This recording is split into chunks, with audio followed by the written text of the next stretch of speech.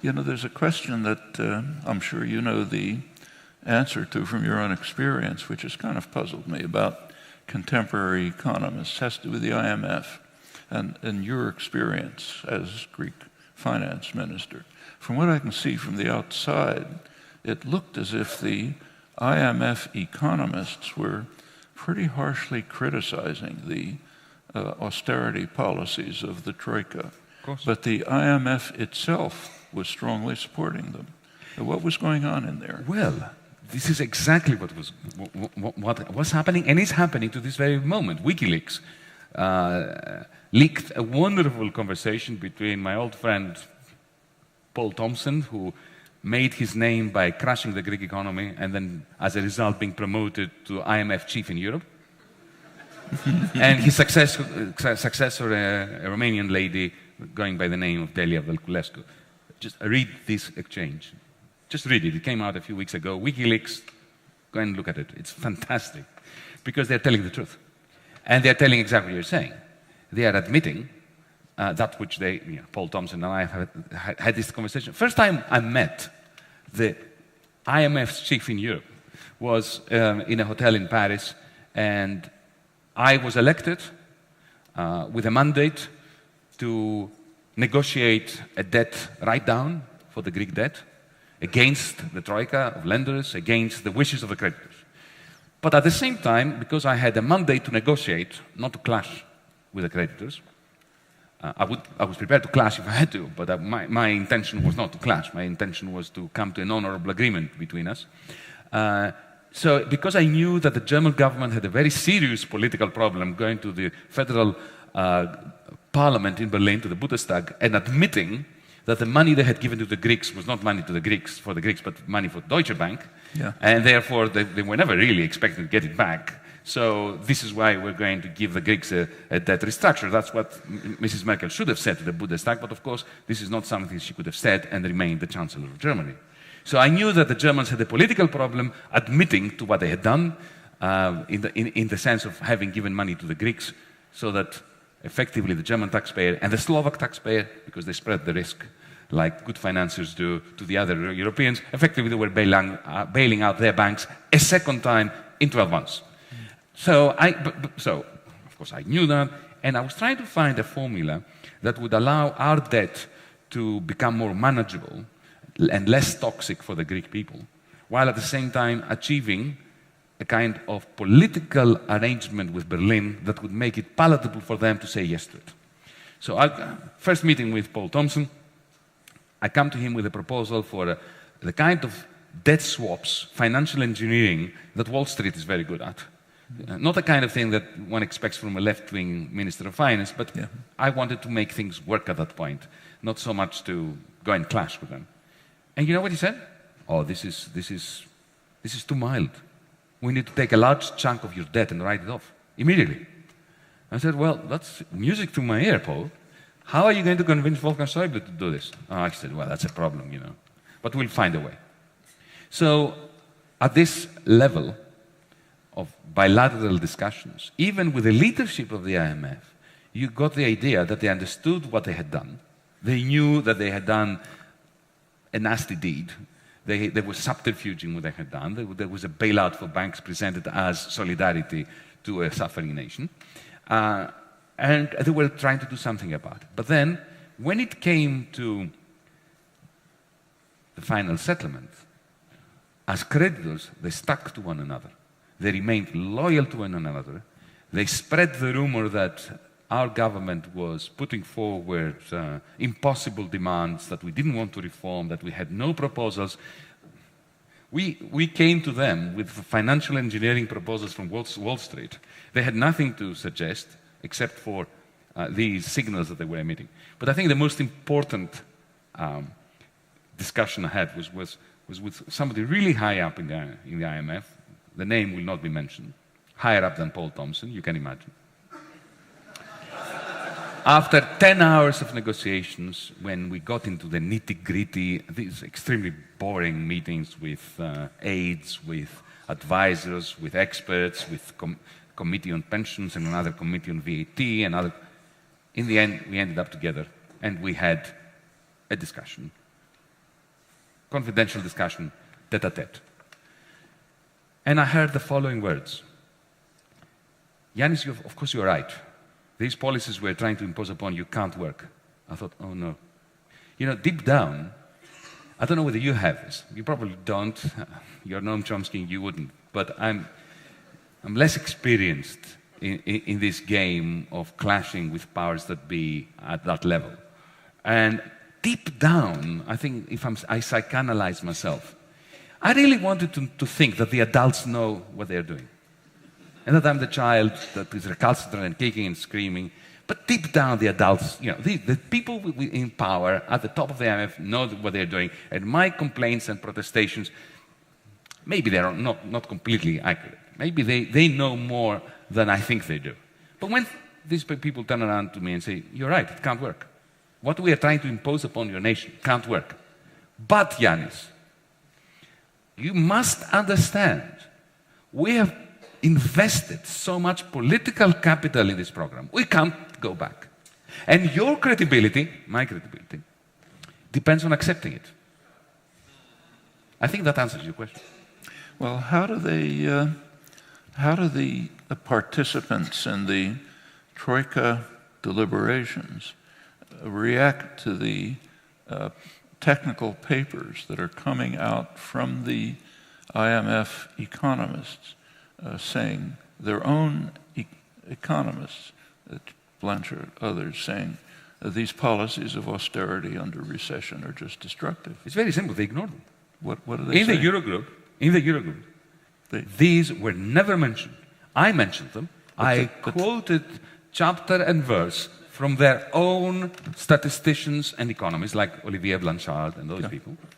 I quote. There was also a remarkable study from the IMF showing that the liberalization of labor markets, the removal of protection of labor, of trade union protection, of trade union rights, protection from unfair dismissal and all that in the end is counterproductive when it comes to competitiveness and productivity. The IMF came out with this in the spring of 2014.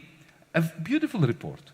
It could have been written by a progressive economist from New School, right? What exactly did it conclude?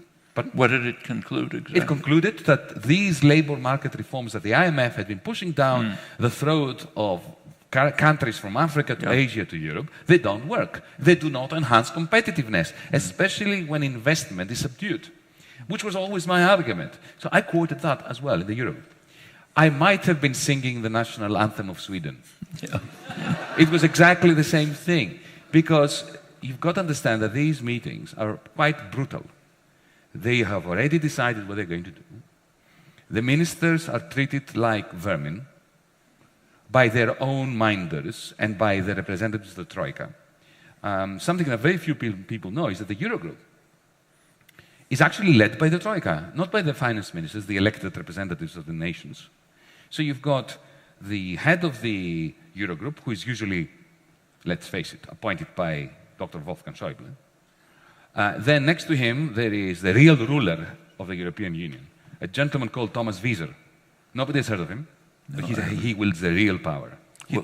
What is his position? He's the head of the Euro Working Group, which is the cabinet under the Eurogroup. The non-existent group. Yes, they are the shadow cabinet of the non-existent Eurogroup. Yeah. And this gentleman has been around now for years. How does the Eurogroup get established? You don't discuss this in your book. You just say it's there. I think it just sprung out, out of the shell, like Aphrodite in Cyprus. Look, when we created in our infinite wisdom a common currency, and we had a common central bank, but without a state to correspond to the central bank, and went up with states that didn't have a central bank, because that common central bank was created on the proviso that it would not come to the assistance ever of any of the states of which it would be the central bank. Right. They decided that, well, every now and then, the finance ministers of these nations that now don't have a central bank, but they have created a common central bank, should get together and discuss economic policy to coordinate. So this is how it emerged. It's not in any treaty.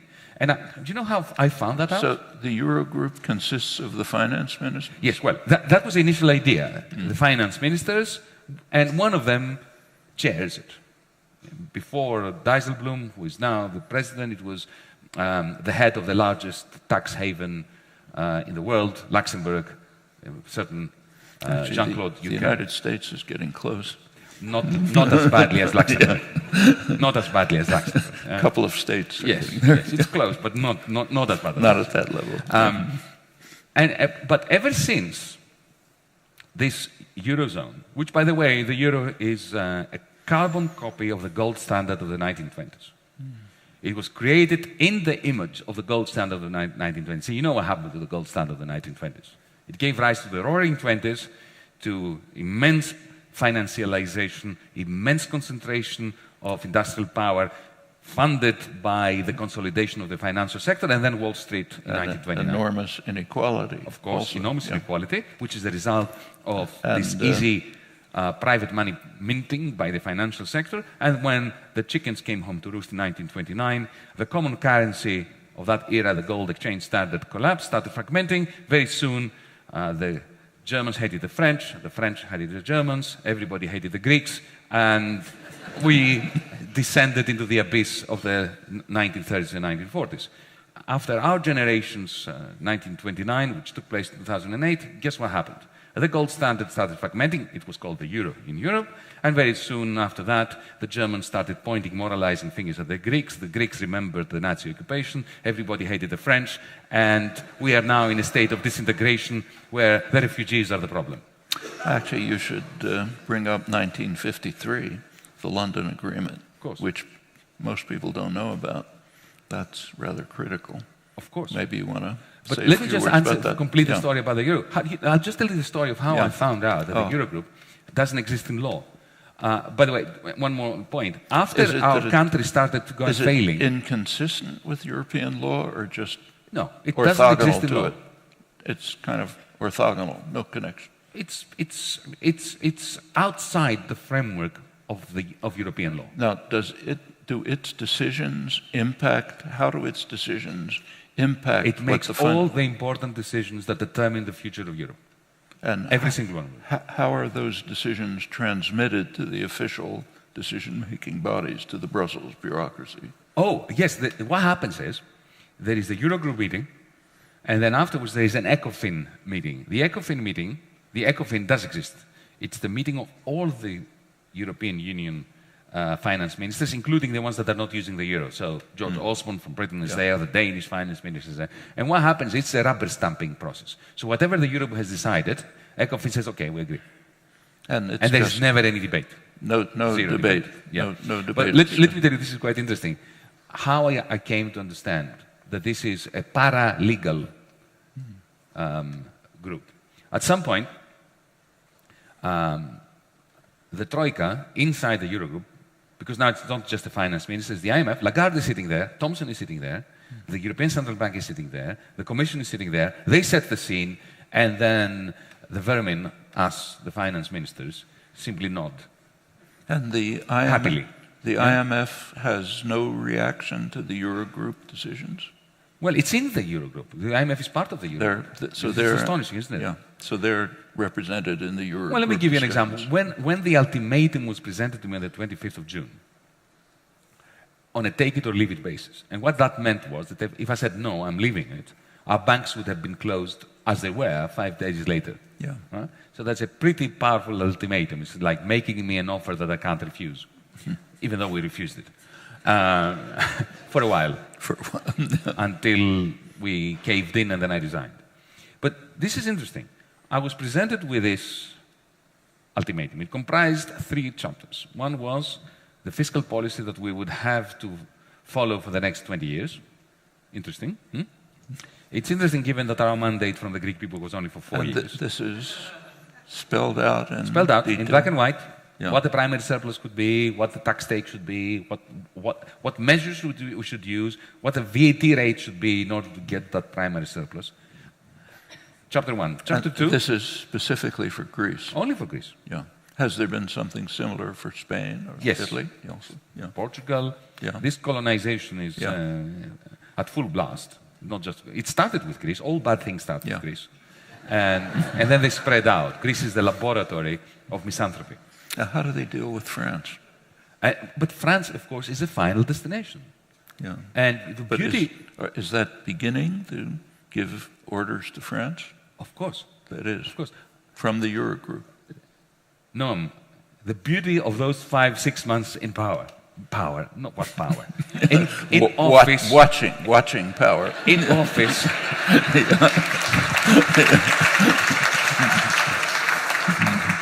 the beauty of it was, we academics, all our lives, we theorize about things. Okay, we try to get evidence, but we theorize.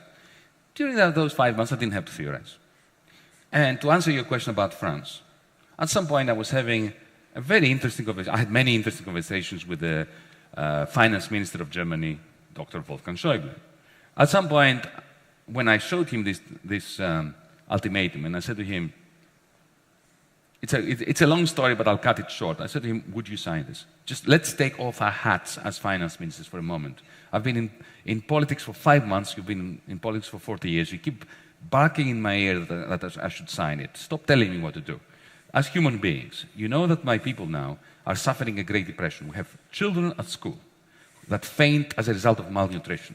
Can you just do me the favor and advise me on what to do? Don't tell me what to do. As somebody with 40 years, a Europeanist, somebody who comes from a democratic country, just Wolfgang to Yanis, not finance minister to finance minister. And to his credit, he looked out of the window for a while. And he turned to me and he said, well, the question that I'd actually asked him was, would you sign this? And he turned around and he said, as a patriot, I wouldn't. Of course, the next question was, so why are you forcing me to do it? He said, don't you understand? I did this in the Baltics, in Portugal, in Ireland. We have discipline to look after. And I want to take the Troika to Paris. He said. Yes. So I don't need to theorize. It starts with Greece. Greece is a pipsqueak country. It's not that important. But you start with that small problem. You impose these unsustainable loans, which give creditors huge power, and then you start cutting, because the final intention, and I try to explain this in this book, is to curtail the Parisian elite's long-standing ambition to usurp the power of the Deutschmark for the purposes of expanding the French nation-state's reach and control of Europe. Also, I presume, for the Bundesbank to be able to control the French budget. Absolutely. Not so much the Bundesbank, but the Federal Finance Minister, Schäuble himself. And I don't blame the Germans for that. If you go back to 1992, when this euro was first created, the Maastricht Treaty, to convince the French to vote for it, the French conservative newspaper Le Figaro had a headline that was offensive to human beings. It read, as an encouragement to the French to love the Maastricht Treaty, Maastricht, and underneath, a new Versailles Treaty without a shot being fired. Now that is offensive to the German people. It is offensive to anyone who understands the pain of the Second World War. It is offensive to all well-intentioned human beings. And you think French elites actually believed that at Maastricht? Absolutely. This was the intention. Look, de Gaulle in 1965, in response to a journalist who asked him, don't you worry that with this European Economic Union, Germany is going to become the powerful country here? And his response was, they are going to be the horse, and we are going to be the carriage driver. It's clear. The Brussels bureaucrats. The French graduates of the great Grande École, who would be populating the Brussels bureaucracy. So we should not be anti-German, anti-French, we just must understand that the elites of Europe have made a complete and utter mess of the project of European Union. Yeah, but when you get to Maastricht, the French elites still believed that they were controlling German power in the Maastricht Treaty. Yes. That's pretty astonishing. It's an astonishing error on their part. But so was the German elite's estimation that Helmut Kohl, for instance, who was a Europeanist, who was a federalist deep down, that you create a currency union first, and then when it gets in trouble, the political union will follow. What an error. When you create a gold standard and it starts fragmenting, you're not going to end up with a political union. You're going to end up with an abyss. You're going to end up with Le Pen in government in France, Golden Dawn in Greece, the AfD in Germany, and the fragmentation. You think he understood, say, Nicholas Kaldor's prediction? He never did. Never? No, none of them did. Including Kohl? Including Kohl. He didn't understand it, and he didn't believe it. He really genuinely thought, in a rather simple-minded manner, that we are creating this monetary union. Its fragmentation is going to bring about humongous costs for Europeans. So our successors, when this fragmentation begins, must fix it by creating a political union. Well, yes, they must, but they're not doing it. And they're not doing it because they are falling prey to this self-reinforcing negative feedback mechanism between authoritarianism and bad austerity policies. How did the Fed respond to Maastricht? The Fed? Yeah. It is interesting. Remember, Alan Greenspan was not the most astute of central bankers. And he was in some ways. He understood why the economy was working so well. Remember his testimony to Congress where he explained how magnificent the economy was that he was administering. He said it's based on growing worker insecurity. True. That was a good remark. Yes, yes. So he was a real class warrior, but he did not understand finance. Yeah. Yeah? Unlike Paul Volcker, who did. But he understood power. Yes, he understood power, but Paul Volcker, his predecessor, understood both power and the pitfalls of over-reliance on markets. Yeah, okay, so what was the reaction to Maastricht by the Fed? None. None? None. It was... they didn't pay attention? There was... Well, I do not know of any substantial reaction. I haven't seen any. I've done some research. They were just going along. They would be making comments about the specifics, technicalities, but not any degree. Paul Volcker did make some very interesting comments. What was his reaction? He was very critical. He was very critical of the lack of checks and balances and shock-absorbing mechanisms. But Alan Greenspan and the Fed under Alan Greenspan indulged in auto-lobotomy regarding these structural aspects of global capitalism. Actually, you ought to bring up what the 1953 story. That's quite critical. Well, it's part of a broader story of American hegemony after the Second World War, which has two dimensions that are, of course, interwoven. One is the Cold War story, which is a very important story, and the increasing authoritarianism of the United States after Truman. Beginning with the Truman Doctrine, again Greece, remember, everything bad starts in Greece, like the Cold War, which began in the streets of Athens in December 1944, not in Berlin, then spread to Berlin, with the first attempts by the CIA, successful attempts to overthrow governments that they considered inimical to the interests of the global empire, like the Mossadegh government, then later our government. I grew up in the dictatorship that the CIA managed to create before the Pentagon had its own coup with the generals. They felt, there was a wonderful race between the Pentagon on the one hand and the CIA as to who was going to stage the Greek coup in 1967 first. And they were working quite separately from one another. The Pentagon with generals and the king, and the CIA with the colonels. And the colonels got in first. They were more agile. So they moved in first. And so then you had Pinochet, you have the Latin American brutality, and so on. So that's one story we all know about American imperialism post-1944.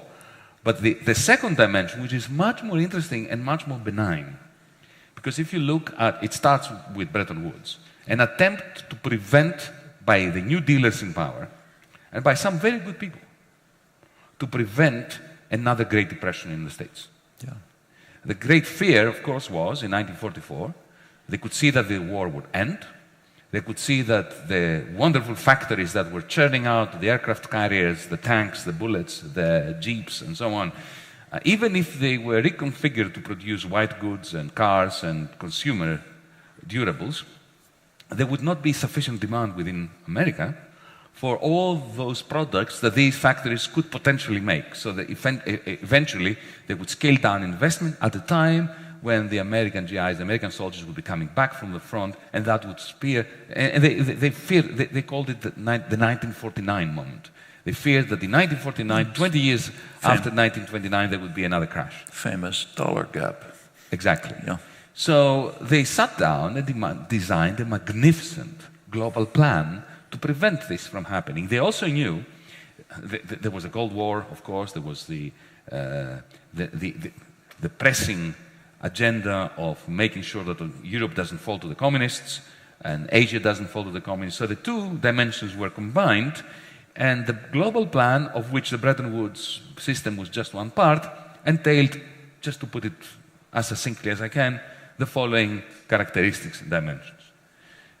Europe would be dollarized, so that Europeans could buy the gleaming cars and the gleaming aircraft and washing machines from Westinghouse and so on and so forth, that America would not be able to absorb on American soil. Europeans were in ashes after the war, so they needed to be dollarized. So they would be allowed to recreate on their own currencies, but their currencies would be pegged to the dollar. Effectively, they would have the dollar in different form. And that was a fixed exchange rate regime. It's very similar to the gold exchange standard, but with a very big difference. The New Dealers, who had felt the Great Depression in their bones, most of them, if you look at their biography, had actually suffered during the Great Depression. And they were very keen to avoid it again, understood that what was missing in the gold exchange standard was a system of surplus recycling, of taking surpluses from jurisdictions where they were being created through a political mechanism and siphoning them in the form of productive investments or some kind of investment into the deficit areas, in order to be able to generate the incomes in the deficit areas that were necessary to keep purchasing stuff from the surplus countries, so the surplus countries could remain surplus countries, like America, for instance, to keep recycling surpluses and deficits to maintain this global plan. If you think about this was an extension of the New Deal. It's worth bringing out the role of reconstructing Germany in this system, which was quite critical. I have looked at Senate papers from 1946 talking exactly about that, because this global plan had to rely on a European pillar and on an Asian pillar.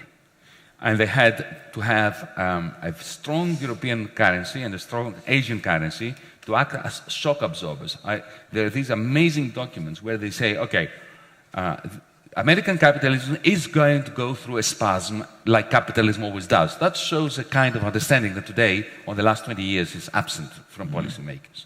So they could see that there will be a recession. And the question they were asking, if we only have one currency after the war, because Europe was destroyed, and we would be dollarizing them. If we only had the dollar, any crisis in the dollar zone in America would be transmitted very quickly both to Asia and Europe, and maybe those shocks would be magnified instead of being dampened.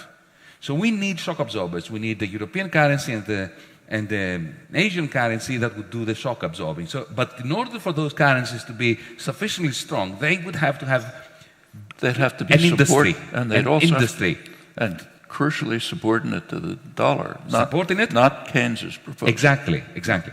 But they would have to be net exporters in their vicinity. Yeah, but so Germany in the rest of Europe, but Japan vis-à-vis China. Yeah, within the global system managed in Washington. Within the global system, under the tutelage. And that's the Keynes-White dispute. Exactly, the Battle of Bretton Woods, which is an amazing episode in intellectual and financial history.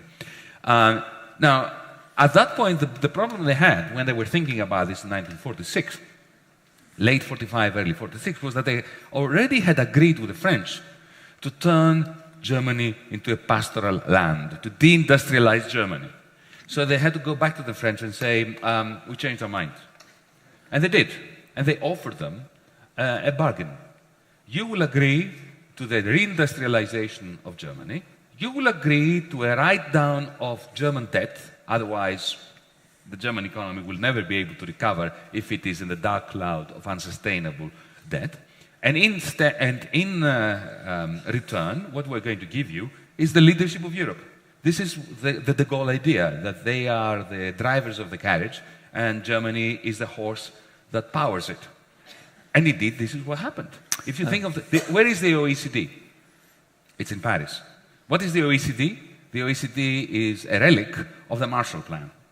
So the French were distributing Marshall aid in Europe. Think about Brussels. Brussels was completely and utterly designed by the French elites. Yeah. Think about the IMF. Why is Christine Lagarde the managing director of the IMF? Why was Strauss-Kahn the man? This is still the relic, if you want, the leftover of this deal with the French and the Germans. Interestingly, so going to 53, 53 is where the Americans grabbed the heads of the British, of the French, of the Italians, and of the Greeks, incidentally, and banked them together and said, you are going to write down German debt. So Greece was owed money by Germany that it wrote off so that Germany could reindustrialize in the 1950s. And that illustrates the title of your book. The French got something in return. The Greeks didn't. The weak suffer as they must. Yes, indeed. But of course, I always like to leave a degree of optimism hanging in midair. So you may have noticed that my book the title ends with a question mark. And the emphasis is on the question mark. And the dedication is to my mother. And it says that my mother would have slaughtered with immense kindness anyone who dared say that the weak suffer what they must. And even the original expression comes from Thucydides in the history of the Peloponnesian War, when he recounts, as an Athenian, remember, Thucydides is an Athenian historian and soldier and general, who is recounting the story of when Athens sent a fleet with troops, the Marines, the Athenian Marines, to the island of Milos to crush the local society, the local city-state. Why? Because Milos refused to take sides in the Cold War, or actually the hot war of the time, between Athens and Sparta. And Athens had its own NATO in the archipelago of the Aegean, and it was very worried that if the millions are allowed to be independent, then the rest might get ideas that they want to exit NATO, the NATO of the time. So they sent the troops to crush them. And there is this interesting meeting when the Athenian generals meet the million representatives, delegates, to announce to them that, you know, your life is over, surrender quietly, and we will sell you as slaves. If you resist, we are going to crush you. And the millions gave them a Kantian argument, that you should never treat human beings as a means to an end. You should treat them as ends in themselves. Not exactly, but more or less this. They hadn't read Kant yet, remember? Of course. But it was more or less that kind of Kantian argument. You should treat those in a position of weakness in the same way you would want to be treated in a position of weakness. Because one day you will be in a position of weakness, as the Athenians, of course, did become shortly afterwards when they lost the war to Sparta. And the Athenian general responded, no, you've got it this wrong. The strong do what they can, and the weak suffer what they must. But Thucydides is telling us this story in order to allow us to criticize it. That's the question mark. Well, I think the real optimistic element in the book is the Condorcet quote about power really being in the hands of the masses, if they take it. In the mind of the masses. In the mind. And in fact, that goes back to, and he was probably quoting David Hume, who in the First Principles of Government makes that point very clearly. He says it's surprising to see the easiness with which the great mass of the population is subordinate to their governors, because power is in the hands of the governed. And if we inquire into the means by which this wonder is achieved, we see that it is by consent alone that the powerful are able to govern. Meaning, if the governed refuse to consent, to That's use exactly your right. words, the game is over. That's exactly right. And my wife, we felt that on the 3rd of July last year. There was a magnificent moment. Because you've got to remember, our government won the election in January of 2015 with a mandate to speak truth to the powerful, to say no to them, and do your worst. We're not accepting any more of your toxic loans under conditions that will shrink our economy and our people further. And we won this election, but because of the system of disproportional representation, we won government with 36% of the vote. The previous governing party received something like 25%, so we had enough seats in parliament to form a government. But that's 36% of the vote. Yeah? And we had the whole media of Greece and the world completely and utterly, militantly against us. We had the central bank. Third day I was in my office. The president of the Eurogroup visited me to say, either you accept the existing policies, the ones we were elected to challenge, or your banks will be closed within a month. So this is you can't be weaker than that. We did have a strategy. We did have a secret weapon. We can talk about this later when we open this up. But when they closed our banks down, I believed that it was just a matter of days before our support would wane. And we had called for a referendum to support us to carry on fighting. So remember, we had only won 36%. The banks were closed. People didn't have access to their money. Pensioners were fainting in line in front of closed banks to get some money out in order to feed themselves. The press is bombarding, terrorizing people in their living rooms on the television set, saying to them that if they vote with us against the Troika, Armageddon is going to come and we'll be expelled from the universe, not just Europe. And those crazy, magnificent Greeks gave us 62%. Why? Because the one deficit that they could not bear was a deficit of dignity. And they had a Condorcet moment.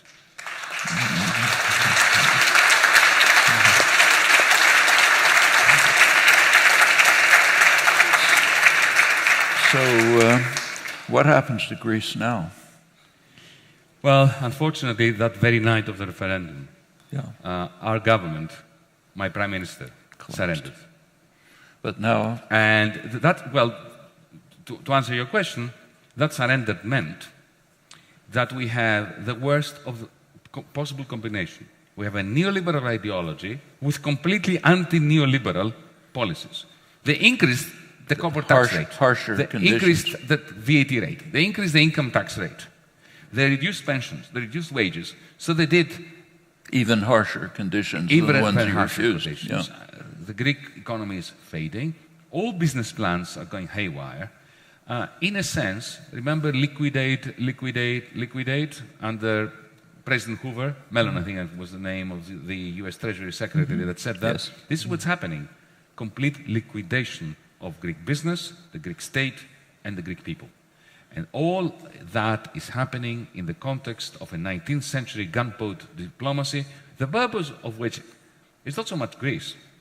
It is how to keep France, Spain, Portugal. After my Prime Minister's surrender on the 13th of July, he signed the document of surrender. And you know what happened? The Spanish right-wing Prime Minister came out of the room wielding this document like this, in front of the cameras. And speaking in Spanish to the Spanish media, he said, "This is what you get if you vote for the Syriza of Spain, Podemos." Podemos, yeah. Well, thankfully, the Spanish people voted him out, but didn't vote for Podemos in. So now we have a hung parliament in Spain, no government. No government. Yeah. Well, actually, that's much better than having that government. Yeah. So what do you think the future is for the peripheral country? When you say liquidate, does that mean liquidate into German hands primarily? No, what I mean is, what's going to happen is we're going to have hundreds of thousands of small business, Who's buying petty them up? bourgeois people who will lose their shops, who will lose their pharmacies. They will be a lost generation. They'll become homeless. They will leave the country. Their kids who are well educated will go to Germany. They will go to Spain, no, because the Spaniards are leaving. They will come here. They will go to Canada. They will go to Australia. They will go to South America, somewhere to find a way of making ends meet. You're going to have the liquidation of households with foreclosures, and foreclosures in Greece are worse than here, because here you can take the keys to your house and go to the bank and say, take it, bye. In Greece you can't do that. Even if you lose your house, you still have the debt. You carry it with you. Like Mephistopheles walking around with hell around him, you're walking around the world with that same debt, even though you have no house. It's kind of like student debt here. Yeah, exactly. Exactly. Yeah.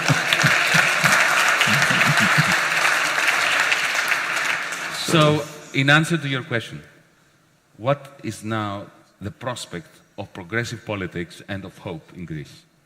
I think that now we had a window of opportunity in Greece to reboot this loan agreement and to reboot Europe, because had we succeeded there, then it would have really spread to Spain and to Italy and to the rest of Europe. Yeah. We missed that. This is why I and some other utopians and recalcitrants throughout Europe, we've created what we call DiEM, the Democracy in Europe movement, with our manifesto that Noam Chomsky signed, making me the happiest person in Europe. For a very simple reason. I think we are in a 1930 moment. Shortly after the collapse of Wall Street, the great financial crisis, and just before the slide into a postmodern abyss of xenophobia, misanthropy, failed economic policies, austerity, debt deflation, that will become a major source of uncertainty, of misanthropy, of pain, and unnecessary pain, not just for Europe, but for the rest of the world. And allow me, at this point, I have a pin that I've brought with me for DiEM to give to you, which I'm wearing. And this is a bit of propaganda for our Democracy in Europe movement. I can't not give this to Noam Chomsky since he signed our manifesto. Thank you very much.